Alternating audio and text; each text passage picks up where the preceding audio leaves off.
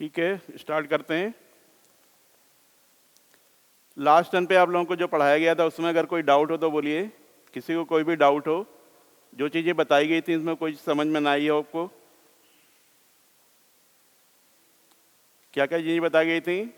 एक section formula बताया गया था, उसमें हमने इंटरनल डिवीज़न, एक्सटर्नल डिवीज़न बताया था।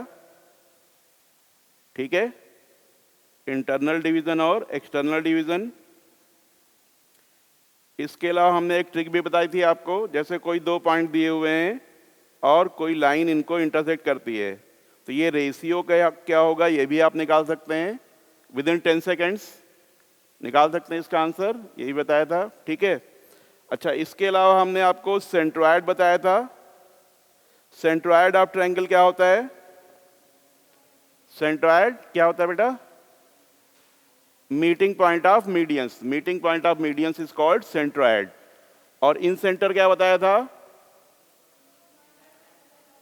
Meeting point of internal angular bisectors. Meeting point of internal angular bisectors. और इन सर्कल की रेडियस क्या होती है?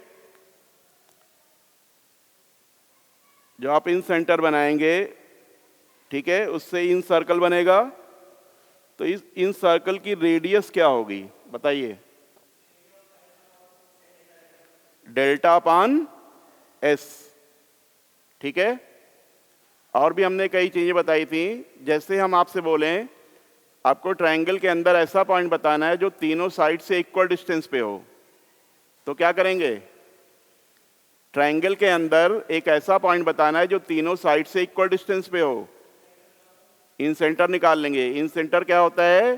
तीनों साइड से इक्वल डिस्टेंस पे होता है। ठीक है, तो ये कुछ चीजें हमने आपको बताई थी। अब आज नेक्स्ट देखिए, इसके बाद आज हम करते हैं excentre. Excentre of triangle ABC opposite to angle A.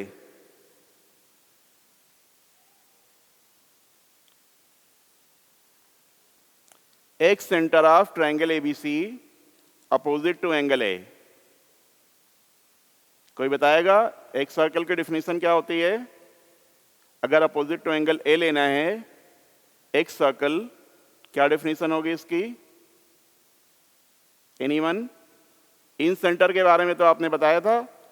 In centre के बारे में क्या बताया गया था? इंटरनल एंगल का एंगल बाइसेक्टर निकालते हैं, उनका जो मीटिंग पॉइंट होता है that is called incentre. ठीक है, अब देखिए excentre opposite to angle A क्या होगा। पहले इसका फिगर बनाते हैं, फिर इसकी डेफिनेशन लिखेंगे। ठीक है, देखिए this is triangle ABC.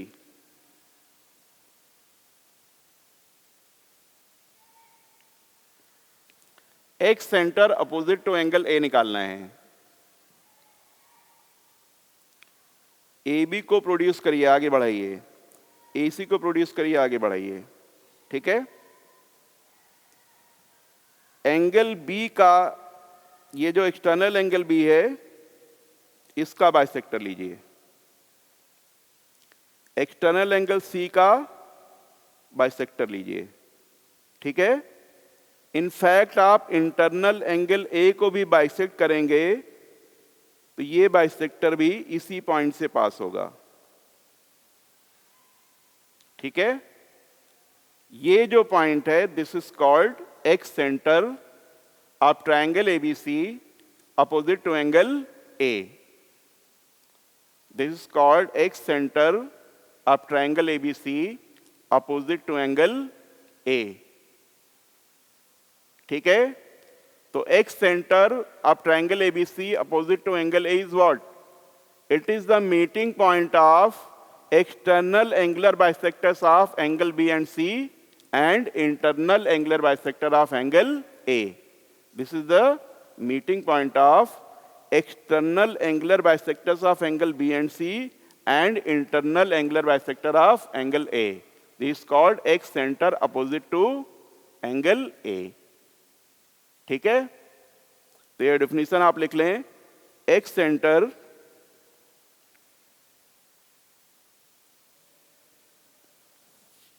x center opposite to angle A is the meeting point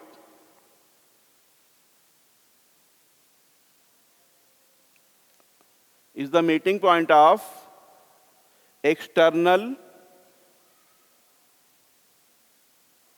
angular bisectors of angle B and angle C and internal angular bisector of angle A. This is x center opposite to angle A.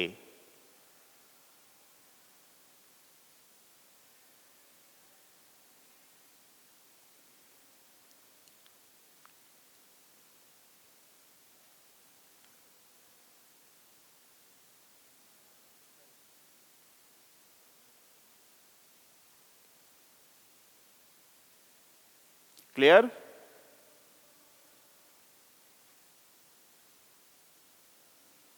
तो देखिए यहां पे हम फिर इस figure पे आते हैं। ये जो फिगर था, this is excentre opposite to angle A, इसको ई ए से रिप्रेजेंट कर देते हैं।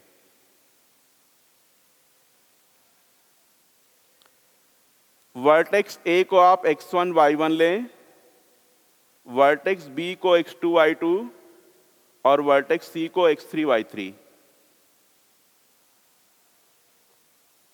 एंगल ए के सामने की side small A, angle B के सामने की side small B, angle C के सामने की side small C.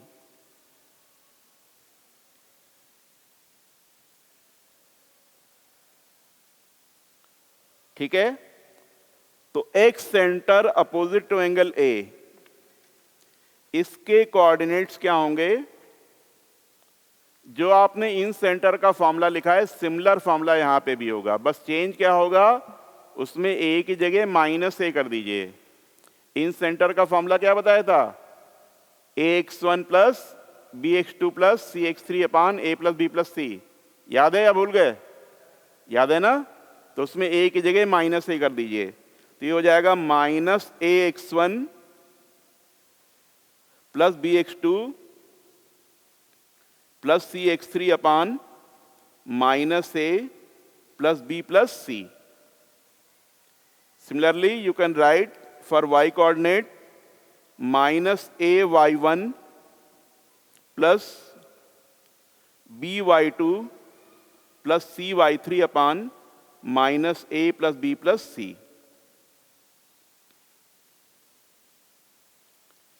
This is the x center opposite to angle A. अब देखिए, जैसे हमने इन सर्कल की रेडियस बनाई थी, उसी तरह से यहां पे एक सर्कल की भी रेडियस बनेगी। अगर आप EA से तीनों साइड पे परपेंडिकुलर ड्रॉप करेंगे, जैसे ये परपेंडिकुलर आपने ड्रॉप किया, इसको R1 से रिप्रेजेंट करते हैं। इस पे परपेंडिकुलर ड्रॉप करिए R1, इस पे परपेंडिकुलर ड्रॉप करिए R1। ठीक है? अब आप EA को सेंटर मान करके R1 रेडियस का सर्कल बनाइए, तो वो सर्कल इन तीनों पॉइंट से ऐसे पास होगा। ठीक है? तो ये बन गया आपका एक circle opposite to angle A, और इसकी रेडियस को किससे रिप्रेजेंट कर रहे हैं? R1 से, स्मॉल r1। इस स्मॉल r1 की वैल्यू होगी, स्मॉल r की वैल्यू क्या बताई थी? डेल्टा अपान एस। याद है? डेल्टा अपान एस। स्मॉल r1 की वैल्यू होगी डेल्टा अपान एस माइनस ए, डेल्टा अपान एस माइनस ए। तो ये जो एक्स सेंटर होता है, ये भी तीनों साइड से इक्वल डिस्टेंस पे होगा। X centre is also equidistant from all the sides. X centers are equidistant from all the sides. X centres तीनों साइड से इक्वल डिस्टेंस पे होते हैं। ठीक है, अब देखिए अगर अपोजिट टू बी निकालेंगे तो यहां पे बी माइनस हो जाएगा, अपोजिट टू एंगल बी। ठीक है, तो बी की जगह माइनस बी कर दीजिए। ऐसे अगर अपोजिट टू एंगल सी निकालना है तो सी की जगह माइनस सी कर दीजिए। आपको एक सेंटर अपोजिट टू बी और सी मिल जाएंगे। ठीक है, अब देखिए क्वेश्चन एग्जाम में कभी कभी ऐसा पूछ लिया जाता है, how many points are there in the plane of a triangle which are equidistant from its sides. किसी भी ट्रायंगल के प्लेन में ऐसे कितने पॉइंट्स हैं जो इसकी तीनों साइड से इक्वल डिस्टेंस पे होते हैं? 4। देखिए जैसे ये ट्रायंगल है, ये ट्रायंगल का प्लेन हो गया। इस प्लेन में आपको नंबर ऑफ पॉइंट्स बताने हैं जो इस साइड से, इस साइड से और इस साइड से तीनों से इक्वल डिस्टेंस पे हो। कितने पॉइंट्स हो जाएंगे? 4 हो जाएंगे। 3 तो एक सेंटर्स हो जाएंगे और एक इन सेंटर। ठीक है, तो इसको लिख लीजिए, number of points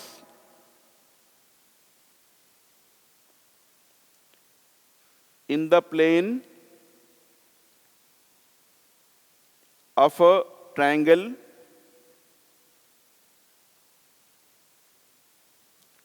number of points in the plane of a triangle equidistant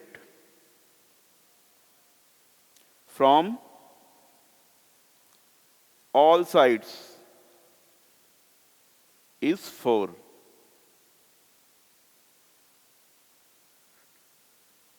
ठीक है, अब इसी में क्वेश्चन थोड़ा चेंज करके बोल सकते हैं, how many points are outside the triangle which are equidistant from its sides. तो कितने हो जाएंगे? 3 हो जाएंगे। ठीक है, तो एक सेंटर आपको समझ में आ गया, इन सेंटर जैसा ही है एक सेंटर, नोट कर लिया। देखिए next, circum centre.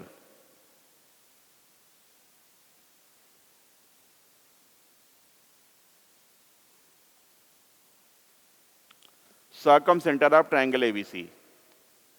Circum centre of triangle ABC. Circum centre Hindi में क्या बोलते हैं? परिवृत्त। ठीक है ना, हिंदी में परिवृत्त बोलते हैं और सर्कम सेंटर को क्या बोलते हैं? परिकेंद्र। ठीक है, तो circum centre of triangle ABC. Triangle ABC का सर्कम सेंटर कैसे डिफाइन करेंगे बताइए? Anyone?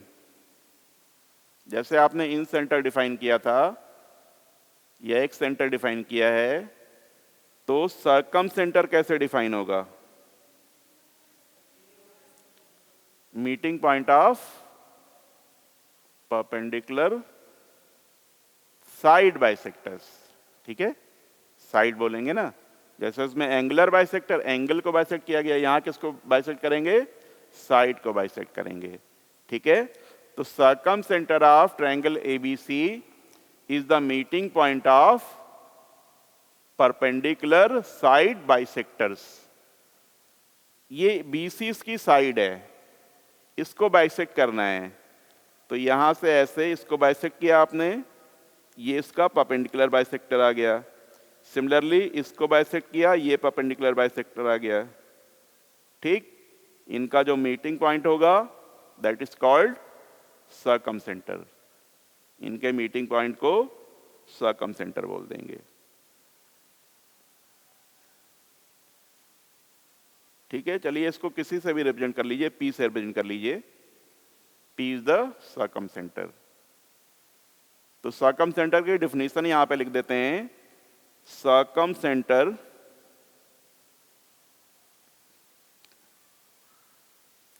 circumcenter is the meeting point of perpendicular side bisectors। ठीक है, 9-10 में ज्योमेट्री में आपने सर्कल बनाया होगा, ऐसे बाइसेक्ट करके ये सेंटर मिल जाता है और फिर इसकी किसी भी वर्टेक्स से डिस्टेंस ले लेते हैं, इसको रेडियस मान लेते हैं, कैपिटल आर से रिप्रेजेंट करते हैं। ये सेंटर हो गया और ये रेडियस हो गई। इस रेडियस से इसको सेंटर मान करके जो सर्कल बनाएंगे वो सर्कल इन तीनों वर्टेक्स से होकर के जाएगा, इसको बोलेंगे circum circle, is called circum circle.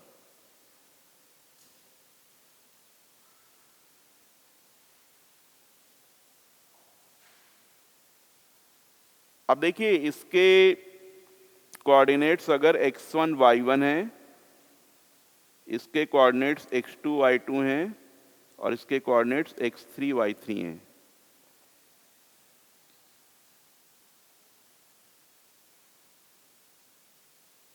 सर्कमसेंटर का फॉर्मूला पता है किसी को?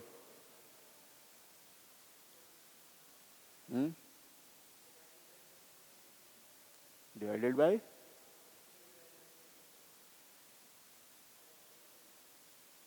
सर्कमसेंटर नहीं। देखिए सर्कमसेंटर का फॉर्मूला बहुत लंबा चौड़ा है, लिखिए इसको।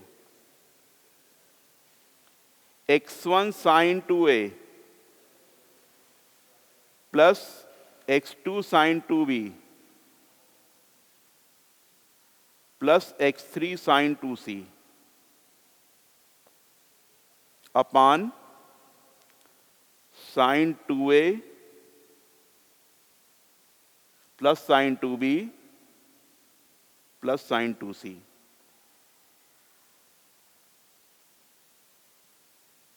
comma, similarly you can write y coordinate y1 sin 2a plus y2 sin 2b plus y3 sin 2c upon sin 2a plus sin 2b plus sign 2c। ये सर्कम सेंटर का फॉर्मूला होता है। तो सर्कम सेंटर आपको याद रखना है, लेकिन सर्कम सेंटर निकालने के लिए हम कभी सर्कम सेंटर के फॉर्मूले का यूज नहीं करते हैं, बेसिक डेफिनेशन से सर्कम सेंटर निकालेंगे। क्योंकि अगर आप इस फॉर्मूले को अप्लाई करते हो तो आपको तीनों एंगल्स निकालने पड़ेंगे और तीनों एंगल निकालना बहुत ही टीडियस वर्क होगा। ठीक है, तो ये फॉर्मूला तो आपको पता होना चाहिए, लेकिन सर्कमसेंटर निकालने के लिए हम फॉर्मूला यूज नहीं करेंगे। ठीक है, कभी कभी थ्योरेटिकल क्वेश्चन में ये फॉर्मूला यूज हो जाता है, आपके ऑब्जेक्टिव क्वेश्चंस आएंगे उसमें भी कहीं कहीं फॉर्मूले का यूज हो जाता है, इसलिए आपको फॉर्मूला पता होना चाहिए। ठीक है, radius of circum circle,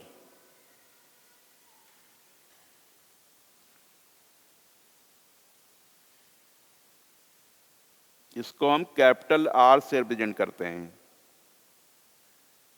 and capital R equal to A B C upon 4 delta. A B C side की लेंथ है और डेल्टा क्या है? Area of triangle. A B C upon 4 delta. Circumcentre is equidistant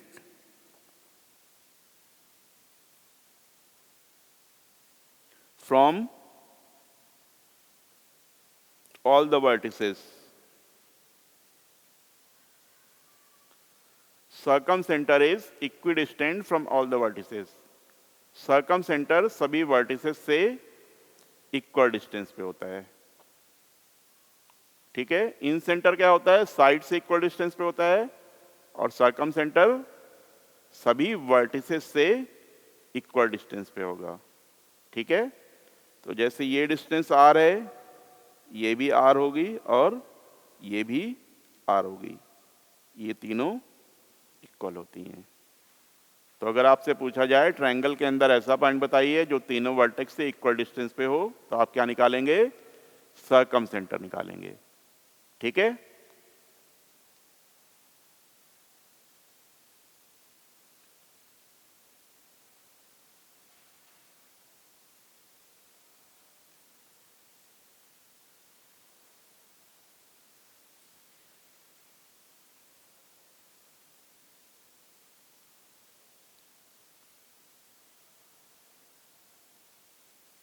note कर लिया?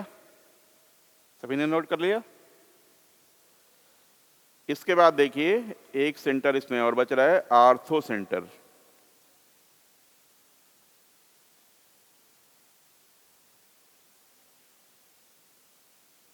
Ortho centre of triangle. Ortho centre Hindi में इसको लंब केंद्र बोलते हैं। ठीक है,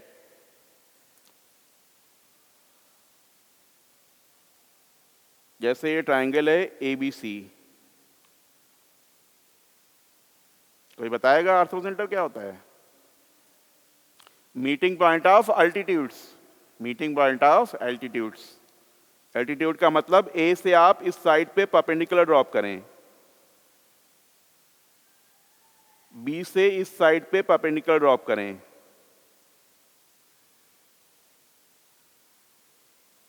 अब सी से आप इस साइड पे परपेंडिकुलर ड्रॉप करेंगे तो वो भी इसी पॉइंट से पास होगा। This is called ortho centre. इसको आर्थो सेंटर बोलते हैं।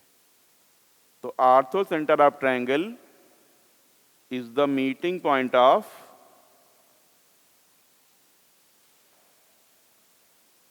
एल्टीट्यूड्स।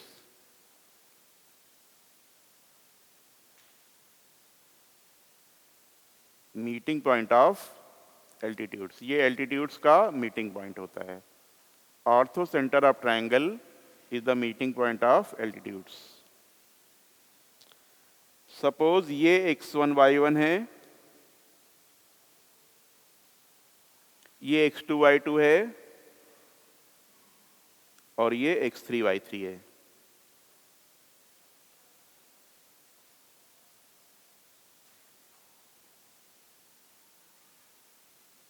आर्थो सेंटर कोऑर्डिनेट्स पता है किसी को?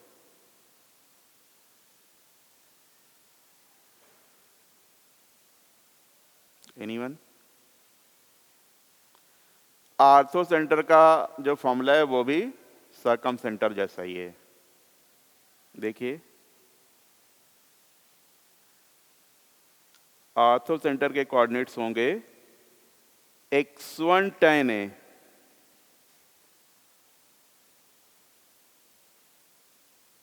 Plus x2 tan B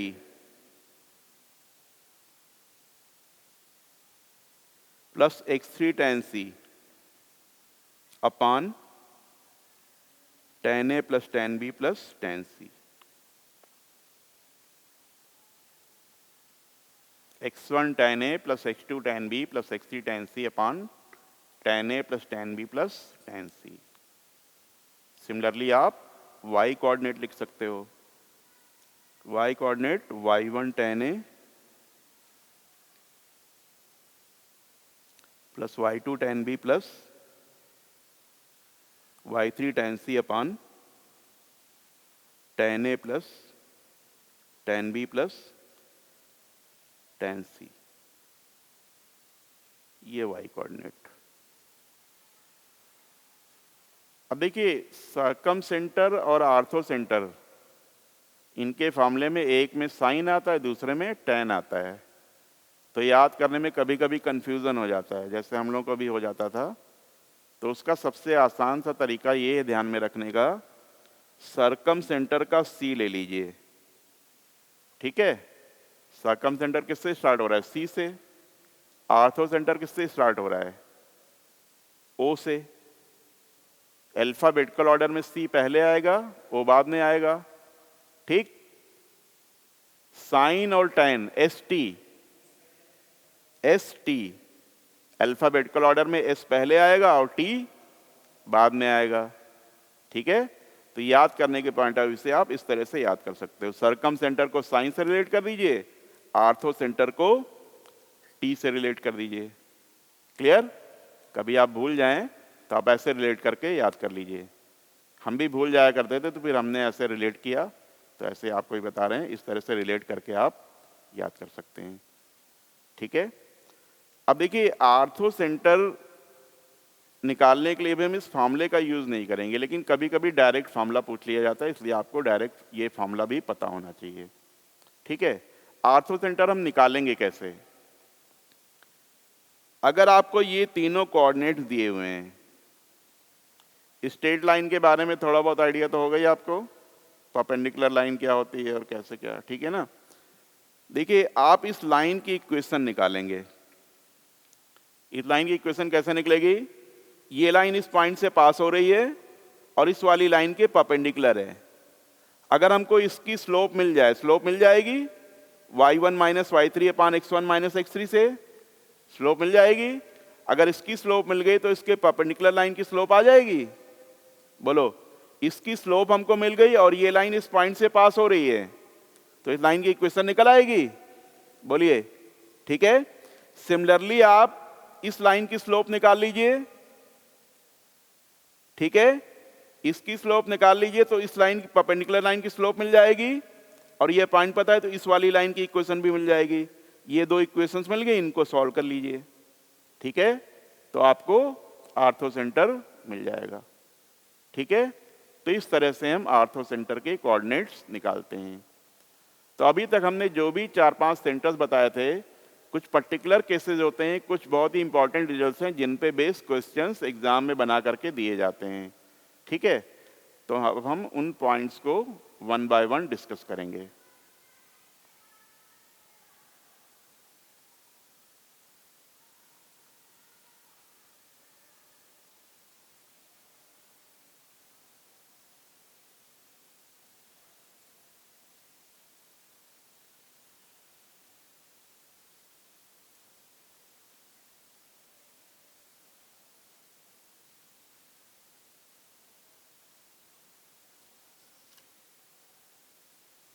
note कर लिया?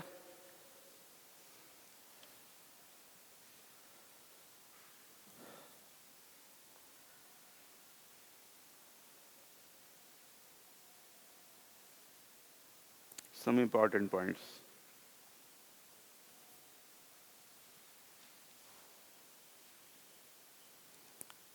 सबसे पहले आप ये बताइए, जैसे कोई भी ट्रायंगल दिया हुआ है तो आप कैसे पता करेंगे कि वो किस टाइप का ट्रायंगल है? एक्यूट एंगल ट्रायंगल है, या ऑब्टूस एंगल ट्रायंगल है, या फिर राइट एंगल ट्रायंगल है?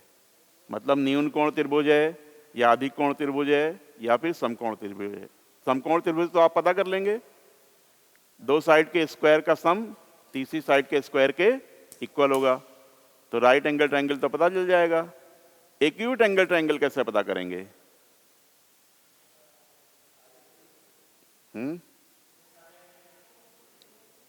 हाँ, सारे एंगल एक्यूट तो होंगे।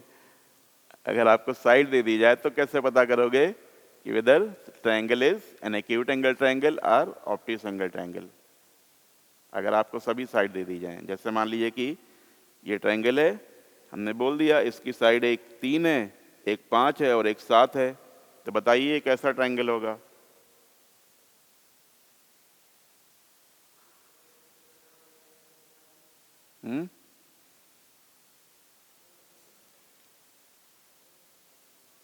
एंगल निकालोगे? एंगल निकालने में तो सवेरा हो जाएगा। और कोई तरीका?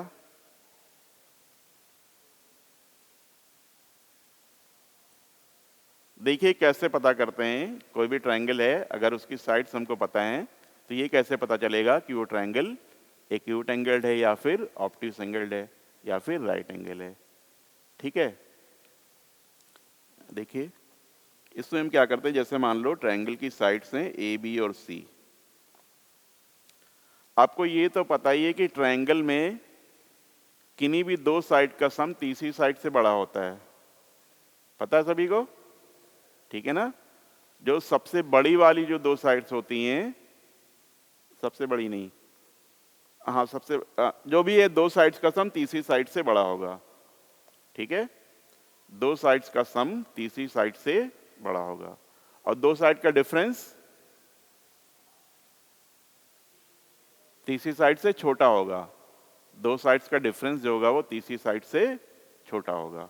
दो साइड का सम तीसरी साइड से बड़ा होता है, दो साइड का सम तीसरी साइड से छोटा होता है, ठीक।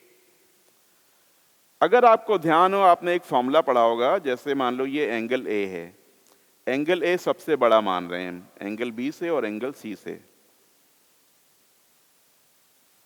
ठीक। तो एंगल ए अगर सबसे बड़ा है तो एंगल ए पे ये डिपेंड करेगा कि ये ट्रायंगल कैसा होगा, बोलिए। सबसे बड़े एंगल पे ही तो डिपेंड करेगा कि ट्रायंगल कैसा होगा। अगर सबसे बड़ा कोण जो है वो 90 से बड़ा है तो ऑब्ट्यूस एंगल ट्रायंगल हो जाएगा, और सबसे बड़ा एंगल अगर 90 से छोटा है तो न्यून कोण त्रिभुज एक्यूट एंगल हो जाएगा, और सबसे बड़ा कोण अगर 90 डिग्री है तो राइट एंगल ट्रायंगल हो जाएगा, ठीक। आपने ये फॉर्मूला एक पढ़ा होगा, cos A equal to B square plus C square minus A square upon 2bc। पढ़ा है फॉर्मूला? पढ़ा है ना? नहीं पढ़ा? नहीं पढ़ा? नहीं पढ़ाया गया? अरे चलिए कोई बात नहीं, नहीं पढ़ाया गया तो एनीवे जान लीजिए, ये एक फॉर्मूला होता है cos A equal to B square plus C square minus A square upon 2bc। ऐसे अगर cos b लिखेंगे तो यहाँ पे माइनस बी स्क्वायर आ जाएगा, यहाँ पे a और c आएगा। cos c लिखेंगे तो यहाँ पे माइनस सी स्क्वायर, बाकी यहाँ पे a और b आएंगे। हम सबसे बड़े एंगल a को ले रहे हैं, तो अगर a 90 से बड़ा है तो cos A की वैल्यू क्या होगी? अगर एंगल A 90 से बड़ा है तो cos A की वैल्यू क्या होगी? बताइए, जल्दी बताइए। अगर एंगल A 90 से बड़ा है तो इसका cos थीटा क्या होगा? नेगेटिव होगा ना, बोलिए। अरे सेकंड क्वाड्रेंट में चला जाएगा। ट्रिग्नोमेट्री में ये तो आपने पढ़ाई होगा 9th में, ASTC, all sine tan cos, add sugar to coffee, after school to cinema, ठीक है ना। तो अगर एंगल 90 से बड़ा हो जाता है तो यहाँ पे आ जाएगा सेकंड क्वाड्रेंट में। सेकंड क्वाड्रेंट में साइन पॉजिटिव होता है, बाकी सभी नेगेटिव होते हैं, तो कॉस नेगेटिव होगा ना। तो अगर एंगल ए मोर देन 90 होगा तो ये नेगेटिव हो जाएगा, ठीक है। नेगेटिव का मतलब लेस देन 0। अगर एंगल ए ग्रेटर देन 90 है तो ये लेस देन 0 हो जाएगा, बोलिए। और ये लेस देन 0 होगा तो B square plus C square less than A square हो जाएगा, ठीक है ना। B square plus C square less than A square हो जाएगा। ये अभी चाहें तो इसको ना लिखें, हम अभी डायरेक्ट लिख देंगे, क्या रिजल्ट है वो डायरेक्ट लिख देंगे, ठीक है। अभी इसको लिखने की जरूरत नहीं है, आप लिखना चाहें तो लिख भी सकते हैं, बट वैसे जरूरत नहीं है। तो एंगल ए अगर 90 डिग्री होगा तो B square plus C square less than A square, या इसको ऐसे बोल दीजिए A square greater than B square plus C square. और एंगल ए अगर लेस देन 90 होगा तो ये पॉजिटिव हो जाएगा, बोलो, ग्रेटर देन 0 हो जाएगा, तो B square plus C square greater than A square हो जाएगा। तो इस केस में आएगा A square less than B square plus C square. और अगर एंगल ए 90 डिग्री होगा तो ये 0 हो जाएगा, बोलो, cos 90 0, तो क्या आ जाएगा? B square plus C square equal to A square, ठीक है। इस केस में A square equal to B square plus C square, ठीक। तो अब देखिए रिजल्ट आपको क्या मिल रहा है, सबसे बड़ी साइड का स्क्वायर बाकी दो के स्क्वायर के सम से बड़ा है। सबसे बड़ी साइड का स्क्वायर बाकी दो के सम के स्क्वायर से बड़ा है, ठीक है। तो उस केस में एंगल बड़ा होगा, बड़ा का मतलब 90 से बड़ा होगा, ऑब्ट्यूस एंगल, ऐसे याद रखिए, ठीक है। तो ये हो जाएगा ऑब्ट्यूस। सबसे बड़ी साइड का स्क्वायर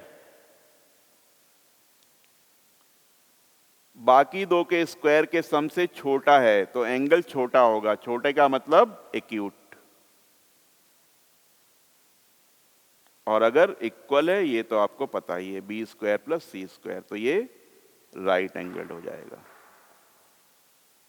क्लियर? ये रिजल्ट समझ में आया आपको?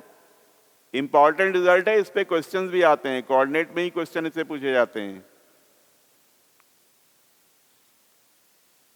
ए square greater than B square plus C square, यहां पे हम ए को ग्रेटर देन बी और सी मान के चल रहे हैं।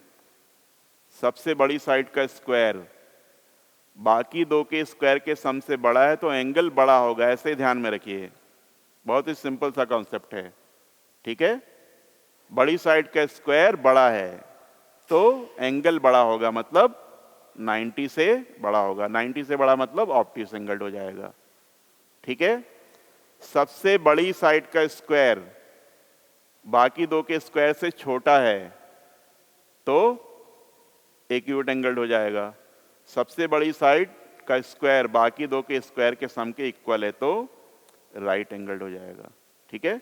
तो इस तरह से आप पता कर सकते हो कोई भी ट्रायंगल राइट एंगल्ड है या फिर एक्यूट एंगल्ड है या फिर ऑब्ट्यूस एंगल्ड है, ठीक है।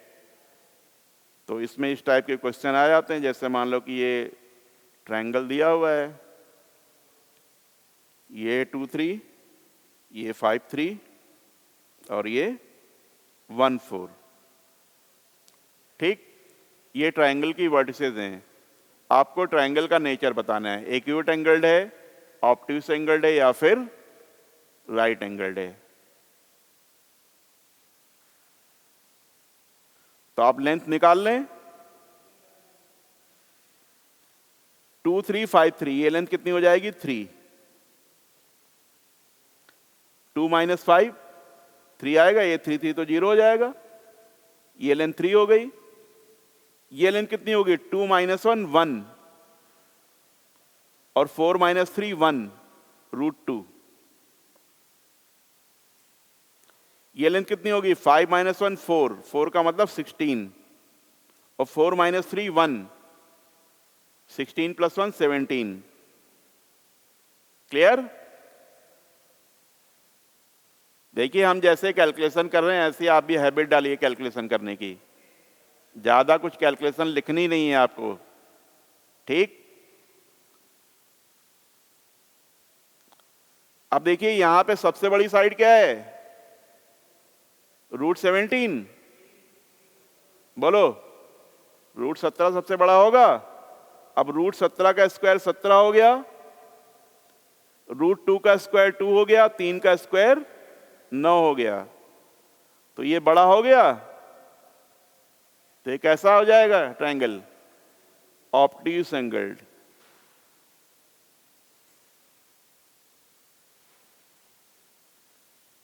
क्लियर? ठीक है। तो अगर कोई भी ट्रायंगल आपको दिया है तो आप पता कर सकते हो कि ट्रायंगल कैसा होगा, एक्यूट एंगल्ड होगा, ऑब्ट्यूस एंगल्ड होगा या फिर राइट एंगल्ड होगा, ठीक है।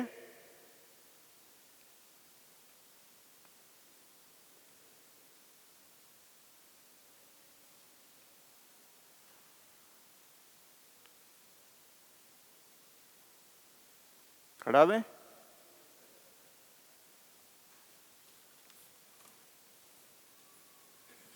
सेकंड रिजल्ट देखिए,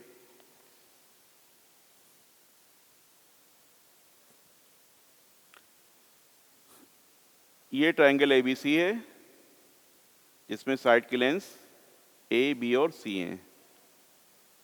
लेंथ ऑफ मीडियंस, ये जो मीडियंस हैं इनकी लेंथ L1, L2 और L3 हैं। Length of medians L1, L2, L3। तो ये भी एक इंपॉर्टेंट रिजल्ट है, L1 square plus L2 square plus L3 square equal to 3/4 A square plus B square plus C square. L1 square plus L2 square plus L3 square equal to 3/4 A square plus B square plus C square.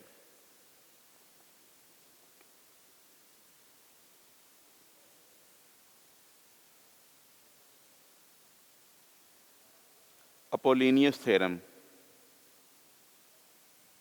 ये भी आपने geometry में पढ़ी होगी 9th-10th में। Apollonius theorem,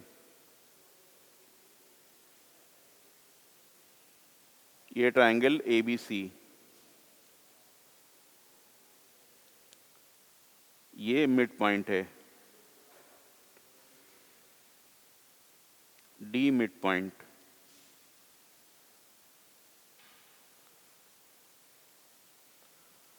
तो AB square plus AC square equal to 2 times AD square plus CD square. AB square plus AC square equal to 2 times AD square plus CD square. ठीक है, this is called Apollonius theorem.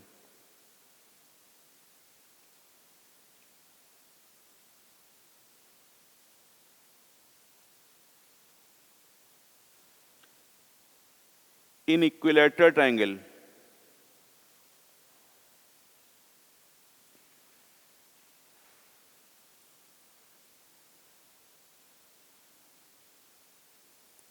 all centers, centroid, circumcenter,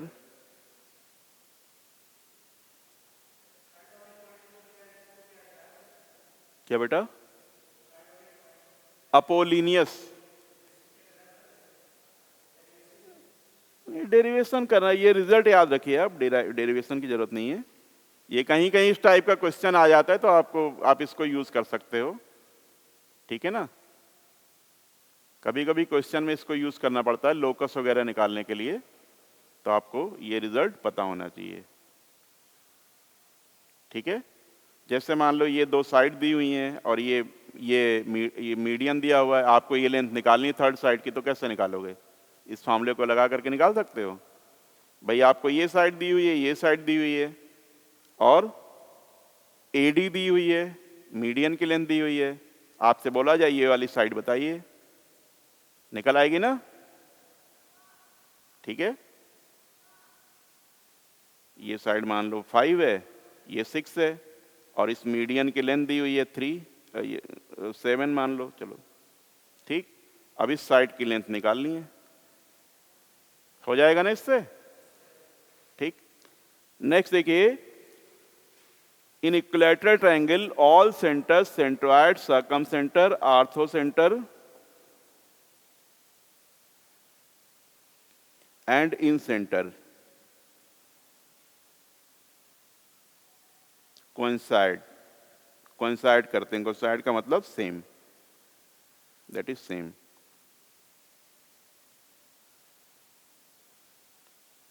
equilateral triangle में circumcentre, centroid, इन centre, आर्थोसेंटर ये सभी same होते हैं। कभी कभी exam में क्वेश्चन बना के दिया जाता है, कोई भी ट्रायंगल दे दिया गया और उसका सर्कमसेंटर या आर्थोसेंटर पूछा गया। इनफैक्ट सर्कमसेंटर या आर्थोसेंटर निकालना डिफिकल्ट होता है, ठीक है ना। सेंट्रोइड का तो डायरेक्ट फॉर्मूला निकाल सकते हैं, इन सेंटर का फॉर्मूला भी रिस्पेक्टिवली इजी है, वो भी आप निकाल सकते हो, लेकिन सर्कमसेंटर और आर्थोसेंटर निकालना टिपिकल होता है। तो वो क्या करते हैं, ऐसा ट्रायंगल दे देते हैं जो इक्विलैटरल होता है, ठीक है ना। तो उसमें आप डायरेक्ट जो सेंट्रोइड का फॉर्मूला होगा वही सर्कमसेंटर का हो जाएगा, तो उससे आप निकाल सकते हो आसानी से, ठीक है। तो इस चीज को आपको ध्यान रखना होता है। जैसे आपको कोई भी ट्रायंगल दिया हुआ है तो पहले आप इसकी साइड निकाल करके देखें कि कहीं इक्विलैटरल ट्रायंगल तो नहीं बन रहा है, ठीक है। आपसे आर्थो सेंटर पूछा जाए तो आप चेक करें कहीं इक्विलैटरल ट्रायंगल तो नहीं बन रहा है। अगर इक्विलैटरल ट्रायंगल बन रहा है तो डायरेक्ट आप सेंट्रोइड का फॉर्मूला लगा दीजिए, वही सर्कम सेंटर हो जाएगा, वही आर्थो सेंटर हो जाएगा। क्लियर? ठीक है, मतलब एग्जाम में जो एक एक चीजें आती हैं हम बारीकी से आपको सारी चीजें बता रहे हैं। ठीक, आपको बिल्कुल ध्यान रखना है, इसीलिए हम एक एक पॉइंट यहां पे लिखते जा रहे हैं। कभी भी आपको आर्थो सेंटर का अगर क्वेश्चन आता है या सर्कम सेंटर का, तो आप सबसे पहले क्या चेक करेंगे, कहीं ट्रायंगल इक्विलैटरल तो नहीं है। साइड लेंथ निकालना आसान है, आपने चेक कर लिया, अगर ट्रायंगल इक्विलैटरल है तो डायरेक्ट आप centroid, ortho centre, circum centre सभी सेम होंगे। आप डायरेक्ट वो फॉर्मूला लगा करके x1 plus x2 plus x3/3 y1 plus y2 plus y3/3 लगा करके आंसर निकाल लीजिए। ठीक है, नेक्स्ट देखिए,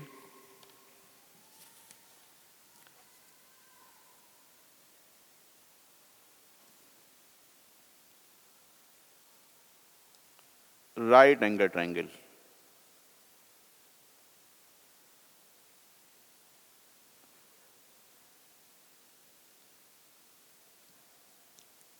ये हमने राइट एंगल ट्रायंगल बना दिया। ठीक,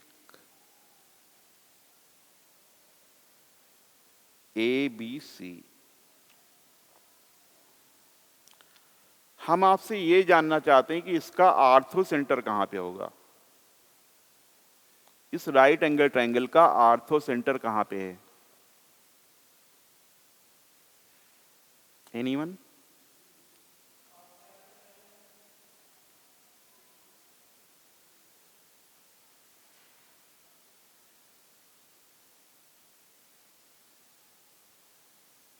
इस पे बहुत सारे क्वेश्चन आते हैं।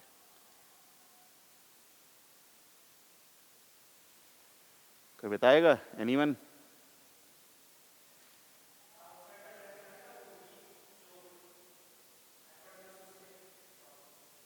उसके पास तो बताओ।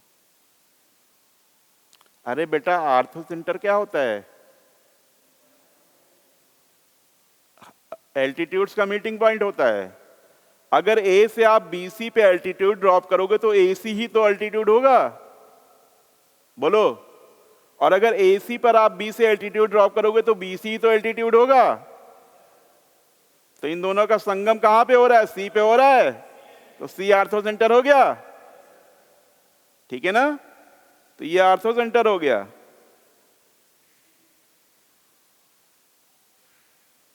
क्लियर?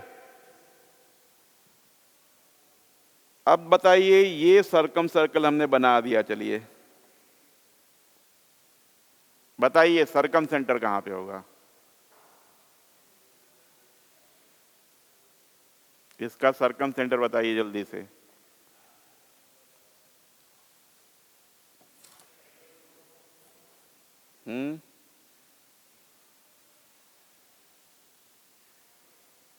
कोई बताएगा?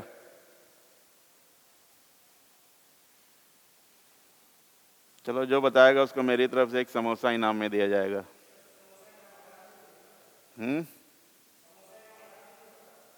समोसा हटा दें? समोसा ये कुछ और रख दें? अच्छा, उसके लिए कर दें समोसा।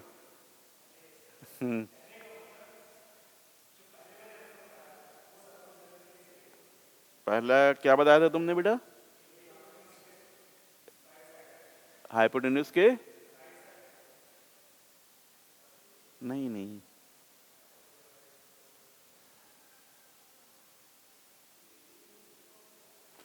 अरे बेटा, आपने एक रिजल्ट देखा होगा, सर्कम, ये जो सर्कल बनाते हैं ये डायमीटर हाफ सर्कल में 90 डिग्री का एंगल सबटेंड होता है, बोलो। हाफ सर्कल में 90 डिग्री का एंगल सबटेंड होता है कि नहीं होता है? पढ़ा है कि नहीं, बोलो। तो ये 90 डिग्री है तो ये डायमीटर हो गया कि नहीं हो गया? अगर ये डायमीटर हो गया तो इसका मिड पॉइंट सर्कम सेंटर हो जाएगा। क्लियर? ठीक है ना, बोलिए। तो राइट एंगल ट्रायंगल में right angular vertex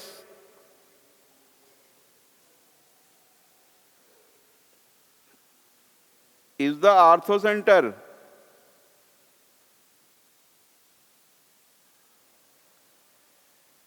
and midpoint of hypotenuse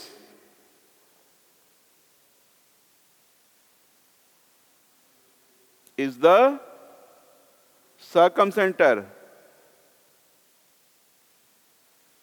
इस पे बेस बहुत सारे क्वेश्चन पूछे जाते हैं एग्जाम में।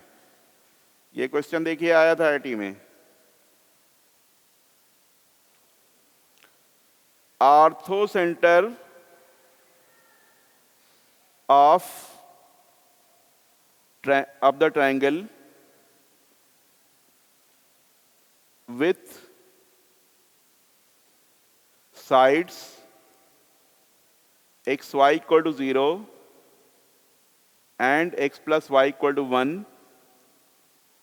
is पहला option 1/2 1 by 2, second option 1/3 1 by 3, third option 1/4 1 by 4, 0 0। बताइए, आईटी में आया था क्वेश्चन और देखते ही आंसर लगाने वाला क्वेश्चन है ये।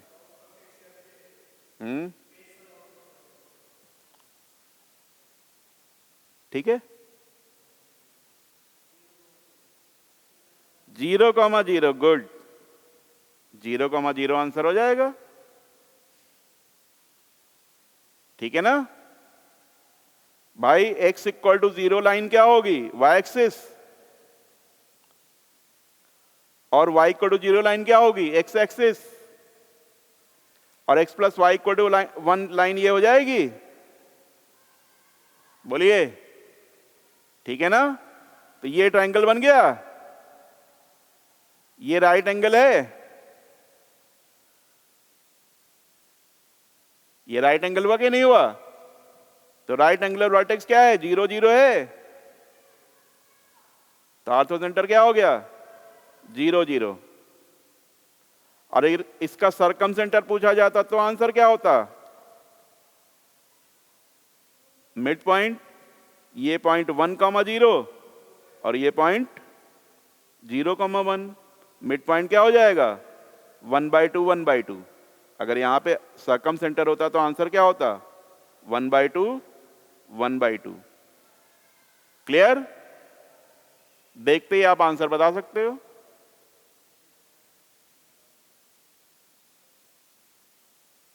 ठीक है, जैसे मान लो ये क्वेश्चन लिखा हमने, वर्टिसेस 3 0 0 5 एंड 3 5। Vertices 3 0 0 5 and 3 5। इसका सरकमसेंटर और ऑर्थोसेंटर बताना है। इस ट्रायंगल का सरकमसेंटर और ऑर्थोसेंटर क्या होगा? बताइए जल्दी से।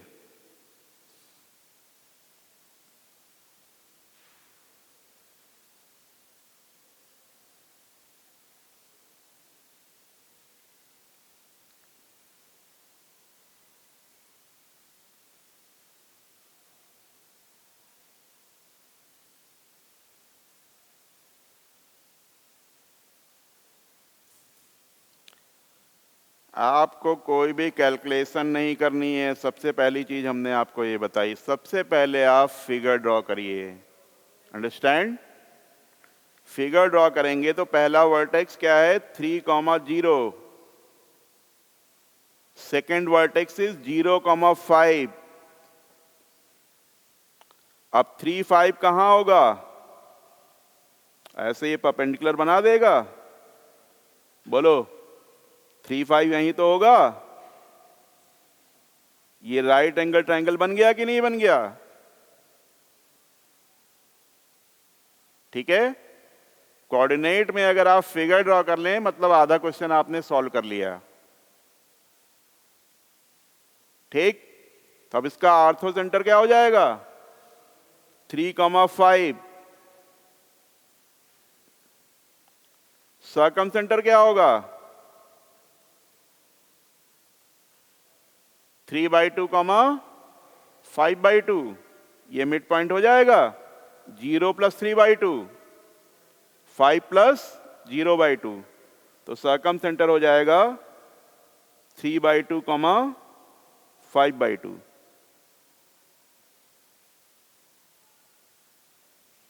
ठीक है, सर्कम सेंटर 3/2 कॉमा 5/2।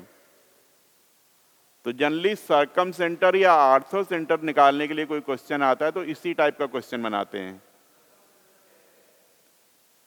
अरे बेटा ये मिड पॉइंट क्या होगा, ये राइट एंगल ट्रायंगल बन रहा है, तो ये मिड पॉइंट क्या होगा 0 + 3/2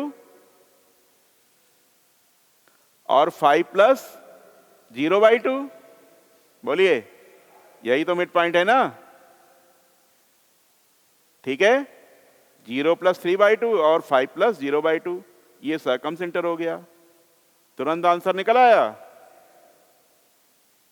ठीक है,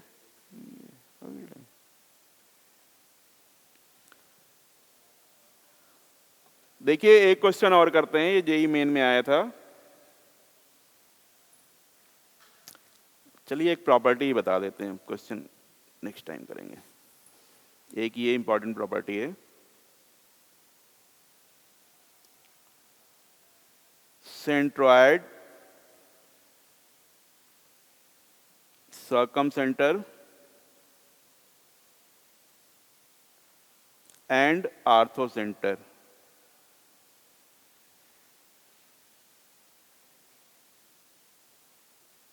of a triangle are collinear. Centroid, circumcenter and orthocenter of a triangle are collinear. किसी भी ट्रायंगल के सर्कमसेंटर, सेंट्रॉयड और आर्थोसेंटर कोलिनियर होते हैं। And centroid divides joining of circumcenter and orthocenter internally in the ratio 1:2. Centroid, circumcenter and orthocenter of a triangle are collinear. Collinear का मतलब समझते हैं एक लाइन पे लाई करना। ठीक है, and centroid divides joining of circumcentre and orthocentre internally in the ratio 1:2। इस प्रॉपर्टी में भी काफी क्वेश्चंस आते हैं। देखिए ये प्रॉपर्टी आप कैसे याद रखोगे, बहुत ही आसान सा तरीका है। सर्कम सेंटर का सी ले लीजिए, और सेंट्रॉयड को जनरली जी से रिप्रेजेंट करते हैं, ग्रेविटी का पॉइंट जी से रिप्रेजेंट करते हैं सेंट्रॉयड को। सेंट्रॉयड को आप जी से रिप्रेजेंट कर दीजिए, आर्थो सेंटर को ओ से रिप्रेजेंट कर दीजिए। ठीक है, ये हो गया आपका सर्कम सेंटर, ये सेंट्रॉयड हो गया और ये ortho centre. Clear, alphabetical order बन रहा है, सीजीओ अल्फाबेटिकल ऑर्डर बन रहा है 1:2, 1:2, सीजीओ 1:2। क्लियर, याद हो गया। Circum centre, centroid, ortho centre. Circum centre के लिए सी ले लीजिए, आर्थो सेंटर के लिए जी, सॉरी सेंट्रॉयड के लिए जी ले लीजिए, आर्थो सेंटर के लिए ओ, सीजीओ 1:2। ये जो प्रॉपर्टी यहां पे लिखी थी वो ये हो गया। Centroid divide joining of circum centre and ortho centre in the ratio 1:2। ठीक है, ओके, थैंक यू।